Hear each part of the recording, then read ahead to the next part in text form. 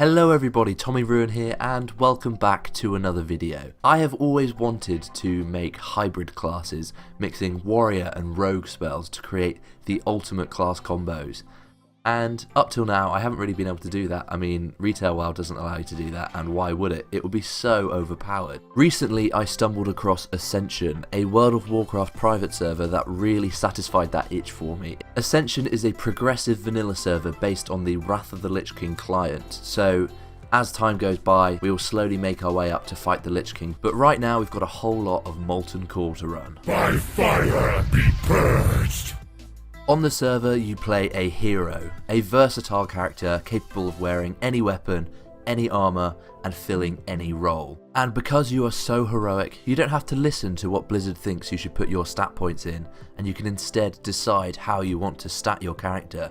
So if you want to go all out stamina, then you can. If you want to go all out spirit, you're very stupid, but you can. As you level up you get this currency called ability essences, and every 2 levels you can spend these on spells that are appropriate for your level from any class. As the hero you have access to all 3 resource bars. You have mana, you have energy, and you have rage. You also have a hunger bar which depletes over time and causes you to starve, so you have to eat food to maintain your hunger. Your character also comes kitted out with a sprint and a rest function. The sprint is an energy ability and it drains your energy over time for a 30% speed increase. The rest ability allows you to regen your mana and your health slowly.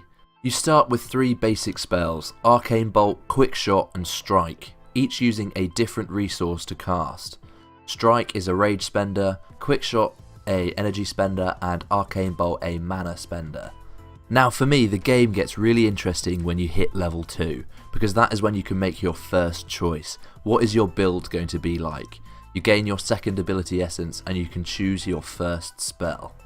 To do this you open up the custom menu which the Ascension team have made. It's essentially a spellbook, the spellbook of spellbooks containing every spell you'd ever want to know.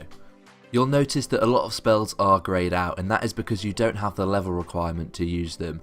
This means that as you level up you get more powerful spells and you feel that real power creep as you get higher level. Once you've chosen your spell you simply have to click learn. In this video I chose Raptor Strike, which was a mistake, but I'll get onto that later. You just click learn and then it appears in your spellbook under the tab for that spec. Unfortunately you do have to go to trainers to rank up your spells, so if you choose a rainbow build covering every different class you will have to visit a lot of trainers to learn your rank up skills. When you level up you also get stat points which you can put into anything that you desire. If you think that you made a mistake with your choices you can reset. You get 3 free resets when you start your character, and then once those are used up you have to pay, and the pay scales up per level. So it could start something like 30 silver, but when you get to level 60 it will be an extortionate amount, so making the right decisions really counts. So I realised that Raptor Strike hits like a wet noodle, and I decided that I wanted to try something new. So you go onto the little icon below the spellbook icon and you click reset. This refunds all the ability essences you've used and you are free to respend them once again. And you can also do this for talents when you start spending talent points. So what are the PvE experience and the leveling experience like? Well, the leveling experience is like new again. You are basically playing a new game where you make all the decisions. So when you're leveling up you can choose what kind of character you want to be. Do you want to be a tanky character? Do you want to be a pet character? Do you want to be a caster? You can make all these decisions and it directly influences how you play the game. Every 2 levels you really have to think about what ability you're going to choose.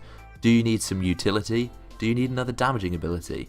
You really have to think on the spot about what you're going to do, because at the moment there are no predetermined builds about what's best and what's worst. On my main character I'm running a build I've called Frosty Paws and Ferocious Claws, which is a feral druid that runs with Frost brand attack, and it's working quite well for me, but other people like to choose other things. It is a completely unique leveling experience because you are going to be doing something different to somebody else. Due to the server being in closed beta, there are a few bugs with certain spells, and some spells are more appealing than others, such as Sinister Strike with a 2-handed weapon. That seems to be a very popular attack. But they are making changes and are constantly tuning things, At the moment there is a 20% nerf on melee abilities to make casters more viable, and that is something which, in my opinion, is a very good change, because there should be a diversity of classes for people to play. You should be able to choose whatever you want, and it should be viable. The EXP rates seem a little higher than they would do in vanilla because we are running on a Wrath of the Lich King server, but overall the leveling pace is quite quick, and you feel like you're making good progress whenever you log on. And the incentive of getting those 2 levels to get a new spell is very, very attractive. The drop rates seem to be quite high. You seem to get quite a lot of blue items and green items as you're leveling, and I think that really is quite a good thing, because as I'll come on to later, you seem to lose quite a lot of items quite easily. Now, dungeons are a different kettle of fish. Unfortunately, due to the scaling algorithm which they use to make level 60 dungeons quite challenging, it makes the low level dungeons very, very hard. You have level 15 bosses with 11,000 HP when you are doing around 40 DPS. It is quite a lot of time taken to finish dungeons, and especially lower down when you have hardly any abilities and you can't really start speccing into tank, healer, and have the appropriate threat generation or mana regeneration to keep people alive. It is a shit show, really. So these dungeons, I think, need to be scaled individually, or the scaling algorithm should be made so that lower leveled dungeons are less punishing, to get people into the game, to get people some gear, and to see the content. I'm not expecting LFR levels of easiness by far.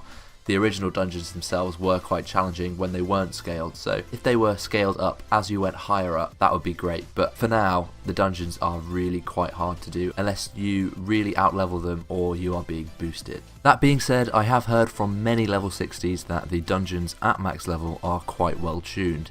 You can't solo most things like you were able to in vanilla as certain classes, but you can do it as a group. And one thing which I really like about this server for these dungeon and group based content, you can have specialists that do certain roles as you would have in vanilla. So you used to have paladins as the buff class, and they were great, but you could have the ultimate buff class now, where you hand out buffs left, right and centre. You can have an interrupt and a dispel class. You can have a utility class where you just send portals and summon and run really fast because you like doing that. You like running fast. And if that's your thing, then you can really do that here. Finally, on the PvE side of things, items. On items, you can get random buffs. These buffs are essentially talents which proc on the items, so you might get the Protection Paladin talent that gives you plus 3% strength. You might get that affix on an item, so you can have a pair of gloves which increase your strength by 3%. And this happens for all the different types of talents. And what you want to do is, for your build, get the buffs which match your talents. And you can do this by using the Forge, which re-rolls the random buff which you have on an item. This system is very cool, and it adds an extra level of complexity to your gearing. So, what about PvP? Ascension is a free-for-all PvP realm, which means that it's everyone against everyone. And the PvP is just the most ridiculous thing I have ever seen. They have a special system that when you die, you drop loot. You drop your own gear that you are wearing to the enemy that killed you. So ganking is quite strong, a lot of people do that, but then there are people who go out and get the gankers. There is a lot of diversity on this server in terms of PvP. To lose your items, you have to be within a 6 level range bracket, which to me personally is a little bit too big. I think 2 or 4 would be much better, because 6 levels is quite a power difference. You have access to different dungeons and access to different gear, as well as higher level spells. So I think that the level bracket for dropping loot should be lowered. Guild alliances are the main thing which drives world PvP and free-for-all PvP, because you join a guild because it gives you security on this server. You know that there are people which will back you up when there is a fight, and the incentive to back people up is that you will get some gear from it. You might get some of their best pieces of gear, which is a really ridiculous system, but it works so well. The other day my little brother got ganked in when we were leveling in Ashenvale, and on guild chat people were like, oh shit, we're coming, we got your back, bro. And we had like a little team, a little strike team, to go and hunt down this guy who killed him and get his gear back. It was just the most ridiculous and unique experience I've ever had in WoW, because you are doing it for a purpose. And not only do they drop gear, but you get XP for player kills as well. which is something which I think was introduced in the retail game, I'm not quite sure, but you can level up by PvP, and the XP is quite high as well, so there is a massive incentive to partake in world PvP. But if that's not your thing and you just like the classless server idea, then you can play on their PvP realm, which does not drop gear. Unfortunately, I think it is still free for all PvP, but you can go and you can level, and if you do get killed, you don't drop any gear and you do not lose out in that respect.